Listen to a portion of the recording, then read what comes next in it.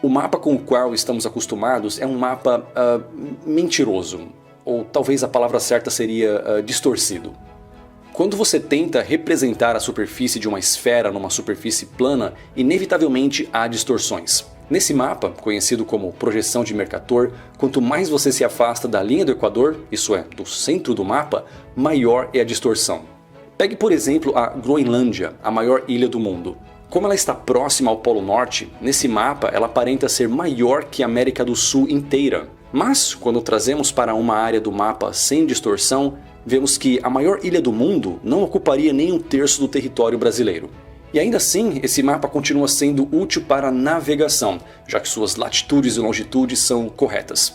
Esse mapa, pelo menos, não tem a pretensão de afirmar que a Terra é um retângulo, igual o mapa terraplanista, que insiste que a Terra tem formato de pizza. Enfim. Vamos começar com o Japão. Em área total, o Japão é pouca coisa maior que o estado de Mato Grosso do Sul, mas de norte a sul o país abrange uma área enorme. Se colocássemos o norte do Japão no estado do Ceará, o extremo sul do Japão se estenderia até o Paraguai. Como o arquipélago japonês está espalhado de norte a sul numa distância tão grande, a variedade climática do Japão é enorme. No norte da ilha de Hokkaido, a cidade de Wakkanai pode ter temperaturas de até 15 abaixo de zero, enquanto que ao extremo sul, na ilha de Ishigaki, o clima é tão tropical quanto o litoral norte de São Paulo. O próximo país é um sobre o qual eu fiz um vídeo recentemente, a Dinamarca.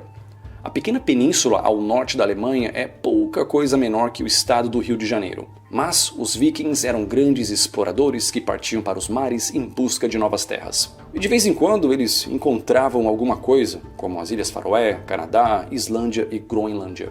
Islândia e Noruega, que já fizeram parte do Reino da Dinamarca, hoje são países independentes. Mas as Ilhas Faroé e a Groenlândia continuam sendo regiões autônomas dentro do Reino da Dinamarca. A Groenlândia é muitas vezes tratada como um país à parte em muitas estatísticas. E ainda bem, diriam alguns dinamarqueses da Europa. Afinal, no cálculo proporcional, a Groenlândia fica bem mal colocada em termos de encarceramento, homicídio e depressão. Tais estatísticas não pegam bem no currículo da Dinamarca, que quer manter seu status de país mais feliz do mundo. Mas, indo além do estereótipo mostrado no filme A História Secreta de Walter Mitty, a Groenlândia é um país, um território rico em recursos naturais. E já que a maior ilha do mundo faz parte da Dinamarca, o país com menos corrupção em todo o mundo, é altamente provável que tais recursos continuarão sendo bem administrados. Olhando para a Groenlândia como parte da Dinamarca, poderíamos até dizer que o Reino da Dinamarca faz fronteira com o Canadá. E de fato, as duas monarquias até já disputaram o controle dessa rocha inóspita no meio do nada. No meio da linha imaginária que separa a soberania dos dois países. Agora temos a Indonésia, o maior país arquipélago do mundo. A Indonésia é também o quarto país mais populoso do mundo e também o mais populoso entre os países muçulmanos. O arquipélago é enorme. Se o colocássemos no Atlântico Norte, ele se estenderia da Irlanda até Nova York. Se colocado em cima do Brasil, de leste a oeste, o arquipélago se estenderia de Natal até Quito, no Equador. Se colocada em cima dos Estados Unidos, a Indonésia facilmente se estenderia de uma costa a outra. Mas o mais interessante é quando a comparamos com a Rússia, o maior país do mundo. E vemos que a Indonésia, de uma ponta a outra, se estenderia de Moscou até a Sibéria. E no passado, muito do que hoje é a Indonésia eram colônias dos Países Baixos, que eu insisto em chamar de Holanda. Eis aqui outro país que é maior e mais diverso do que achamos. Não é por ter recuperado 25% de seu território que era para estar debaixo d'água, mas por ter extensões territoriais além do que vemos no continente europeu. As 6 ilhas caribenhas que fazem parte do Reino dos Países Baixos não aumentam tanto assim a área territorial do país. Mas tais ilhas tornam a Holanda maior em termos de variedade cultural e climática. E quem disse que o inverno é frio no Reino da Holanda? Em Amsterdã pode até fazer frio em dezembro, mas aqui no Caribe holandês a vida segue ensolarada o ano todo. Há um total de 6 ilhas holandesas no Caribe. São elas Aruba, Bonaire, Curaçao, Saba, Santo Eustáquio, que eu não vou tentar pronunciar em holandês, e Saint Martin, ou São Martinho em português. Essa última ilha é dividida com a França. Então, a França e a Holanda podem não fazer fronteira na Europa, mas fazem fronteira no Caribe. De fato, o Reino da Holanda até faria fronteira com o Brasil, mas o Suriname declarou independência. Eu deveria parar de chamar o país de Holanda, pois o nome oficial é Países Baixos.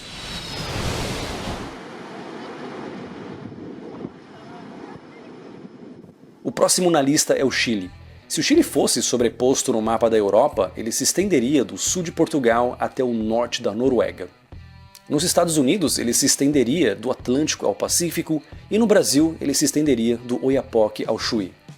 Já que o Chile se estende dos trópicos até a latitude 56, o clima varia um pouquinho.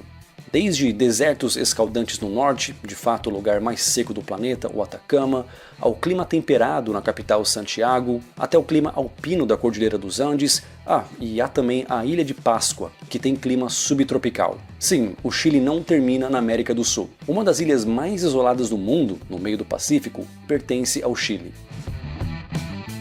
O próximo país na lista vai surpreender algumas pessoas: Portugal.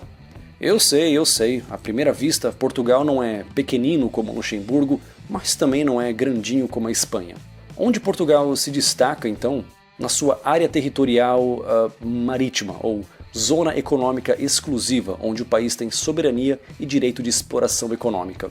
Sim, não sejamos tão continentocêntricos. Afinal, os oceanos cobrem 2/3 da superfície da Terra, nem os terraplanistas negam isso, eu acho.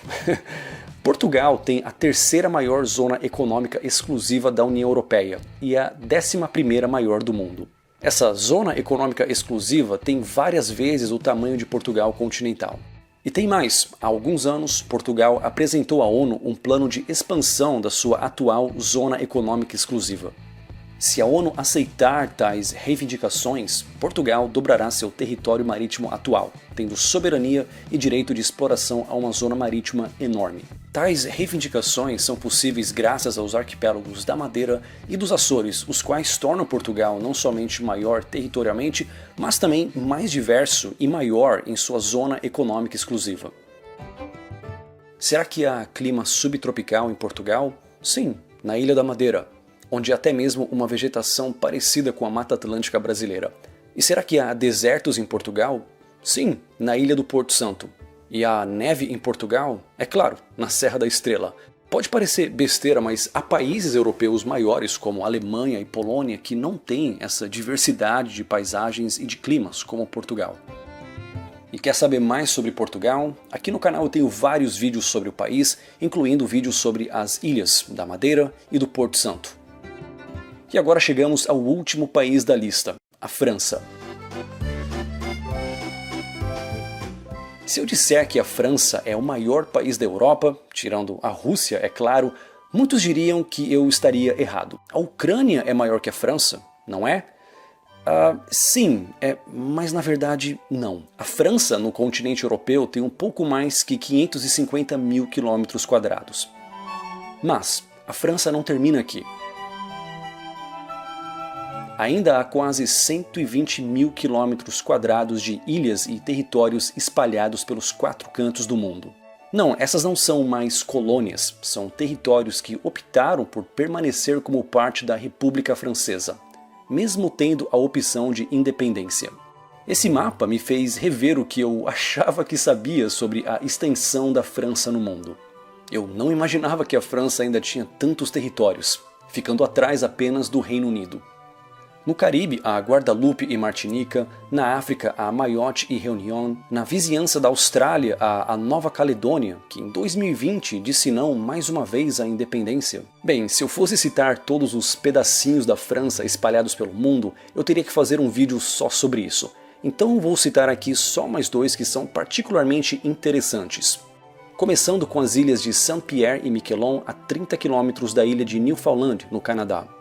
Sim, poderíamos até dizer que a França compartilha uma fronteira marítima com o Canadá. É sério, você pode até pegar uma balsa de Saint-Pierre na França e em 1h30 e 32 km depois você já está em Point May, no Canadá. Os habitantes dessas ilhas são cidadãos franceses, e o francês falado em Saint-Pierre e Miquelon se assemelha mais ao francês da França, e não do Quebec, que está mais próximo. A moeda oficial é o euro, mas o dólar canadense é usado informalmente. As ilhas fazem parte da União Europeia, mesmo estando na América do Norte. Mas a coisa não é tão simples assim. Cidadãos da União Europeia que não são franceses não podem viver e trabalhar aqui livremente, como poderiam na França europeia, ou França metropolitana, eu deveria dizer. Curiosidade, essas ilhas poderiam até ser um pedacinho de Portugal, afinal foram descobertas por um navegador português. Mas na época, isso é, em 1520, os portugueses tinham colônias e negócios mais lucrativos em outras partes mais promissoras do mundo, pelo menos na época. Então deixaram os restos da América do Norte para os ingleses, que chegariam tarde nesse jogo de reivindicar terras já habitadas. Ou pelo menos assim dizem os autores do livro Por que as Nações Fracassam. Mas, voltando ao assunto, faltou falar do território francês que eu mencionei no início do vídeo, a Guiana Francesa.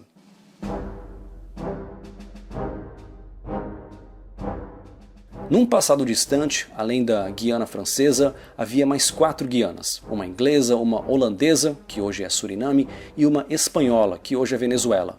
E também uma Guiana portuguesa, que hoje é o estado do Amapá. E a pronúncia correta é Guiana ou Guiana?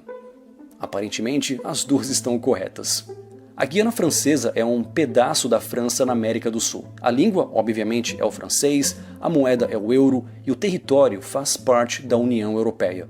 Sim, o estado do Amapá faz fronteira com a União Europeia, especificamente com a França. Ao passar pela cidade do Oiapoque e cruzar a ponte transfronteiriça Brasil-França, você verá essa placa indicando que você está na França e na União Europeia. Bem-vindos ao país, território com o maior PIB per capita da América do Sul. Digo, PIB per capita só da Guiana Francesa, e não da França toda. E agora, que tal um vídeo sobre uma cidade brasileira que é tão boa quanto ou até melhor que cidades em países de primeiro mundo? Gramado, na Serra Gaúcha, é um lugar tão bom para morar e turistar que agora a cidade corre o risco de se tornar vítima de seu próprio sucesso. Será mesmo? É só conferir essa história clicando no vídeo que aparece na tela agora.